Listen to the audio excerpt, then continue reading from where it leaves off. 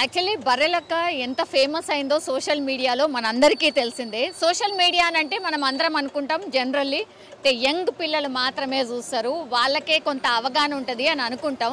కానీ చాలామంది రైతులు కూడా మాట్లాడుతున్నారు. సో అంత ఫేమస్ అయింది.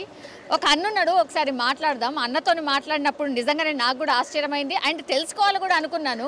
అసలు మన వరకే ఇది పరిమితమైందా లేకపోతే బర్రెలక్క ఎంతమందికి తెలుసు, రాష్ట్ర వ్యాప్తంగా తెలుసా లేదా, ఇది తెలుసుకోవాలనుకున్నాను. అందుకని ఒక్కసారి నేను మాట్లాడే ప్రయత్నం చేస్తాను. అనా మీకు ఈ మధ్య సోషల్ మీడియాలో టీవీలు చూసినా ఏం చూసినా ఎవరు కనిపిస్తున్నారు ఎక్కువ? ఇప్పుడు మన ఈ ఎమ్మెల్యే కనిపిస్తాం, కాంగ్రెస్ పార్టీకే ఓటు వేయాలని మేము అనుకుంటున్నాం. మాకు ఇక కొంచెం కేసీఆర్ కూడా మాకేం చేయలే, ఏ పొరగాలు చదువుకున్న జాబ్ రాలే, ఇల్లు ఇవ్వలే, ఇప్పుడు మాపి కూడా ఏం కాలే. ఇప్పుడు మన కాంగ్రెస్ పార్టీకే వస్తుంది అని మా సూర్యాపేట వరకు జిల్లా వరకు అనుకుంటున్నాం. ఓకే అన్న, ఇంకోటి సోషల్ మీడియాలో ఒక పిల్ల నామినేషన్ వేసింది, ఆమె గురించి ఏం తెలుసు మీకు? నిన్న మొన్న అనుకుంటారు, చెల్లులే చెప్తారు, పక్కా కూడా ఓటు వేయాలని.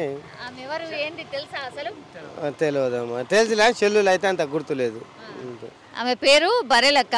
ఆమె పోటీ చేస్తుంది కొల్లాపూర్ నుంచి, మహబూబ్ నగర్ కొల్లాపూర్ నుంచి. సెల్ల చూసినప్పుడు ఏం మాట్లాడుతుంది, ఏం అర్థం? మాకు బావి దగ్గర ఉంటాం, మా చెల్లు పట్టుకొని ఆడ చూస్తాం చెప్పి ఎక్కువ శాతం నీసంటోళ్ళు నాసంటోళ్ళు చెప్తేనే మాకు అర్థమవుతుంది. కానీ వాళ్ళు ఎవరో ఆమె అయితే కొంత సోషల్ మీడియాలో ఉంది అని అర్థమవుతుంది, ఉన్నది ఆమెనైతే ఉంది అని ఉందని గెలుస్తుంది. పక్కా కాంగ్రెస్ పార్టీ అయితే వస్తుందమ్మా, పక్కా మేడం. కాంగ్రెస్ పార్టీ అయితే పక్కా వస్తుంది, టీఆర్ఎస్ అయితే రాదు. అది కూడా వస్తుంది అంటుండ్రు కదా, వస్తుంది అంటుండ్రు కదా. స్వచ్ఛందంగా పోతున్నారు, ఆమె కోసం ప్రచారం చేస్తున్నారు. అదే మేము చూడలే కానీ రాత్రినే ఎరకైంది మాకు, మా సిరికొండ అట్లా. ఆమె ఇక్కడ వరకు అంటే ఆడనే కాదు, ఈడ కూడా ఫేమస్ అయింది, ఎరకైతుంది చాలా లెక్క. గెలిస్తే ఎట్లుంటది అంటావు?